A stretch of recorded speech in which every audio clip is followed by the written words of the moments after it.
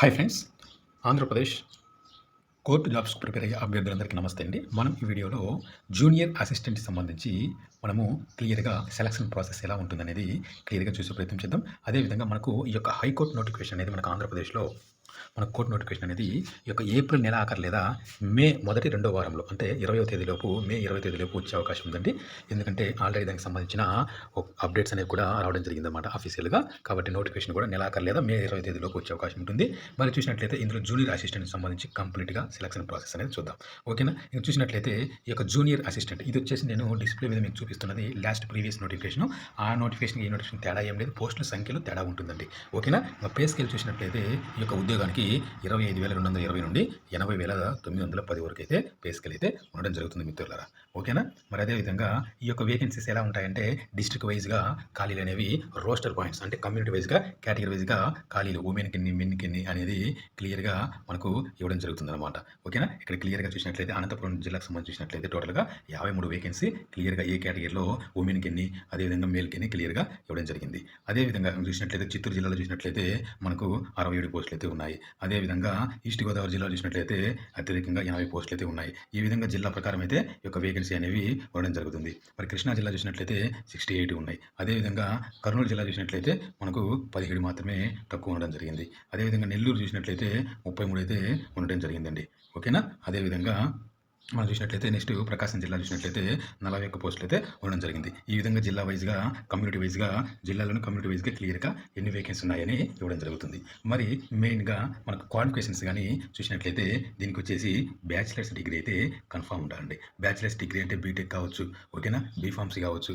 అదేవిధంగా మనకు bachelors degree ఏదైనా సరే బీఎస్సీ, బీఏ, బీకామ్ ఇవన్నీ కూడా బ్యాచిలర్స్ డిగ్రీ కిందకే రావడం జరుగుతుందండి. ఓకేనా మిత్రులారా? అదేవిధంగా ఫస్ట్ పాయింట్లో ఖచ్చితంగా బ్యాచిలర్స్ డిగ్రీ అని ఇవ్వడం జరిగింది. సెకండ్ పాయింట్లో ఏమి ఇచ్చారంటే they must have knowledge or qualification in computer operation అంటే కంప్యూటర్ ఆపరేట్ చేసే విధానం తెలిసి ఉండాలి, లేదా జస్ట్ నాలెడ్జ్ కంప్యూటర్ యొక్క పరిజ్ఞానం అయితే తెలిసి ఉండాలి. అంతేగాని ఇక్కడ ఎటువంటి సర్టిఫికేట్ అయితే అడగలేదు మిత్రులారా, జాగ్రత్తగా గమనించాలి. అదేవిధంగా ఇక్కడ గుర్తుపెట్టుకోవాల్సిన విషయం ఏంటంటే లింగ్విస్టిక్ క్వాలిఫికేషన్ అంటే మీరు ఏ జిల్లాలో అయితే అప్లై చేస్తున్నారు, ఏ జిల్లా అభ్యర్థులు అయితే ఆ జిల్లా అభ్యర్థులకు ఈ లాంగ్వేజ్ అయితే తెలిసి ఉండాలి. అనంతపురం అయితే తెలుగు కన్నడ, చిత్తూరు అయితే తెలుగు తమిళ్, అదేవిధంగా శ్రీకాకుళం అయితే ఒరియా తెలుగు ఒరియా, విజయనగరం తెలుగు ఒరియా, మిగతా జిల్లాలందరికీ కూడా తెలుగు తెలిసి ఉండాలి అని ఇక్కడ ఇవ్వడం జరిగింది.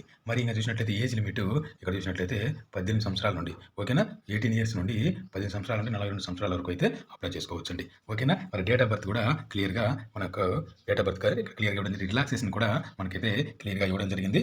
మరి ఈ యొక్క ఏజ్ అనేది ఎప్పటికి క్యాలిక్యులేట్ చేస్తారంటే నెక్స్ట్ రాబోయే నోటిఫికేషన్ ఎప్పుడంటే 2025 మనకు జూలై ఉంది కదండి, జూలై 1వ తేదీ నాటికి మనకు ఈ యొక్క ఏజ్ అనేది తీసుకోవడం జరుగుతుంది. ఆ ఏజ్ నాటికి 18 to 42 అయితే ఉండాలండి. ఓకేనా? ఏజ్ రిలాక్సేషన్ అనేది కూడా ఇవ్వడం జరిగిందండి. ఏది ఈడబ్ల్యూఎస్ అభ్యర్థులు కావచ్చు, backward classes, schedule caste, SC ST అభ్యర్థులు కూడా 5 years ఏజ్ రిలాక్సేషన్ అయితే ఇవ్వడం జరిగింది. అదేవిధంగా 10 years ఏజ్ రిలాక్సేషన్ వచ్చేసి ఫిజికల్లీ డిసేబుల్డ్ పర్సన్స్కి అయితే ఇవ్వడం జరిగిందండి. ఓకేనా? అది వచ్చేసి ఏజ్ లిమిట్ సంబంధించి. మరి అదేవిధంగా చూసినట్లయితే రిజర్వేషన్ సంబంధించి కూడా క్లియర్‌గా మనకి ఇవ్వడం జరిగింది. మీకు ఏమైనా ఆ యొక్క సర్టిఫికేట్స్ రిజర్వేషన్ సంబంధించి కావచ్చు, అదేవిధంగా షెడ్యూల్ క్యాస్ట్‌కి సంబంధించి కావచ్చు, బీసీకి సంబంధించి కావచ్చు, ఈడబ్ల్యూకి సంబంధించి కావచ్చు, ఏమైనా సర్టిఫికేట్స్ ఉంటే అప్లోడ్ చేసే టైంలో ఖచ్చితంగా మీరు అప్లోడ్ చేయాలి. ఎందుకంటే మీకు రిజర్వేషన్ అనేది వర్తిస్తుందన్నమాట.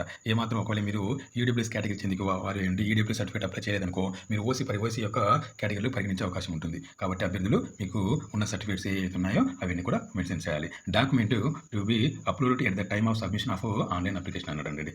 అంటే ఆన్లైన్ అప్లికేషన్ అప్లై చేసేటప్పుడు ఒరిజినల్ సర్టిఫికేట్స్ అనేవి మనము అప్లోడ్ చేయాలండి, అంటే స్కానింగ్ చేయాలన్నమాట. కాబట్టి చూసినట్లయితే మీరు ఆ యొక్క అకాడమిక్ సంబంధించి కావచ్చు, లేదా టెక్నికల్ క్వాలిఫికేషన్స్ అంటే బీటెక్ కావచ్చు, బీఫార్మసీ కావచ్చు, ఇంకా ఏదైనా టెక్నికల్ క్వాలిఫికేషన్స్ కావచ్చు, లేదా అదేవిధంగా ఎస్సీ క్యాస్ట్ సర్టిఫికేట్ కావచ్చు, బీసీ క్యాస్ట్ సర్టిఫికేట్ కావచ్చు, అదేవిధంగా ఈడబ్ల్యూఎస్ క్యాస్ట్ సర్టిఫికేట్ కావచ్చు, ఇలా ఏదైనా సరే మీకు ప్రతి ఒక్కటి ఉన్నది కూడా రిజర్వేషన్ ఏదైనా కూడా అప్లై చేయాలండి.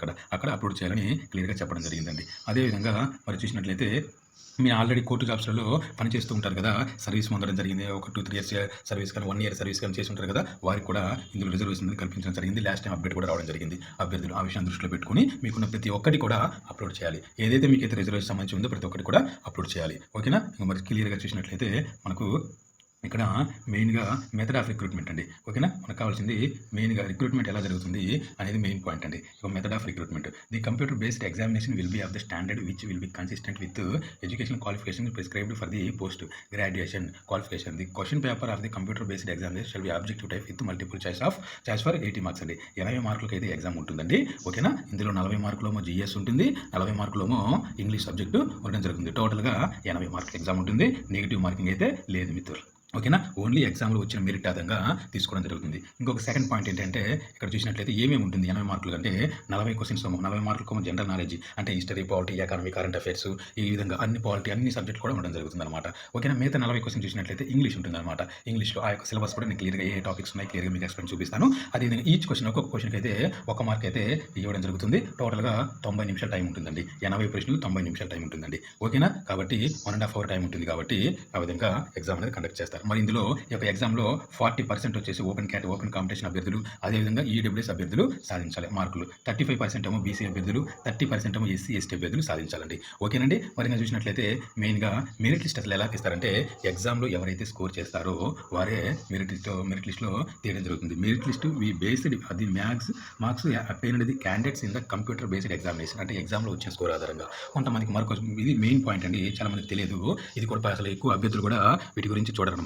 ఏందంటే ఏదైనా ఒక అభ్యర్థికి ఇక్కడ ఉన్న పాయింట్ మొత్తం నేను క్లియర్‌గా తెలుగులో చెప్తున్నాను. ఎవరైనా ఒక అభ్యర్థికి ఒక ఎగ్జాంపుల్‌గా అతని కేటగిరీలో ఒక పోస్ట్ మాత్రమే ఉంది. కానీ ముగ్గురు అభ్యర్థులకు ఒకటే మార్క్స్ వచ్చాయి. ఒకటే మార్క్స్ ఎగ్జాంపుల్‌గా 80 మార్కులకు గాను ముగ్గురు అభ్యర్థులకు 60 మార్కులు వచ్చాయన్నమాట.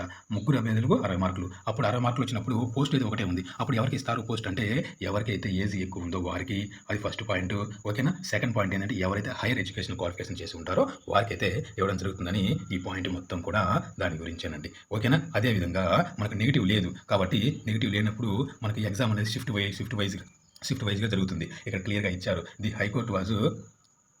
The High Court was decided to normalize the scores of the candidates for the examinations which are to be conducted multiple shift అనమాట. Will take into account any variation in the difficulty levels of the question papers. Question పేపర్‌లో మనకు different అనేది ఉంటుంది. ఒక షిఫ్ట్‌లో ఎక్కువ paper ఈజీగా ఉండొచ్చు, టఫ్‌గా ఉండొచ్చు, మోడరేట్‌గా ఉండొచ్చు. కాబట్టి ఇవన్నిటికి సంబంధించి ఫైనల్‌గా మేము నార్మలైజ్ చేసి మెరిట్ లిస్ట్ అనేది ప్రకటిస్తామని ఇక్కడ క్లియర్‌గా చెప్పడం జరిగింది. మరి ఎగ్జామినేషన్ ఫీజు చూసినట్లయితే మిత్రులారా ఈడబ్ల్యూఎస్, ఓసీ అభ్యర్థులకు, ఈడబ్ల్యూఎస్ అభ్యర్థులకు, బీసీ అభ్యర్థులకు వీరందరికీ కూడా మనకు ఎంతుందంటే చూసినట్లయితే మనకు రూ. 800 అయితే మనకు అప్లికేషన్ ఫీజు ఉంది.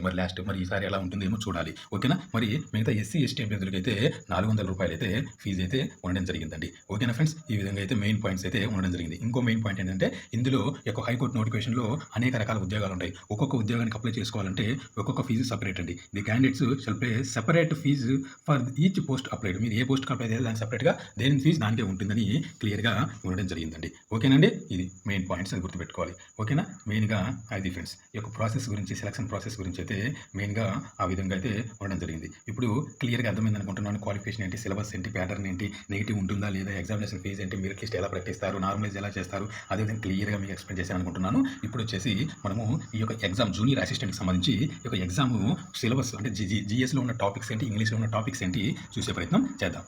ఓకే ఫ్రెండ్స్, సిలబస్ ఒకసారి మనము చూసినట్లయితే మనకు క్లియర్‌గా ఇక్కడ ఇవ్వడం జరిగింది.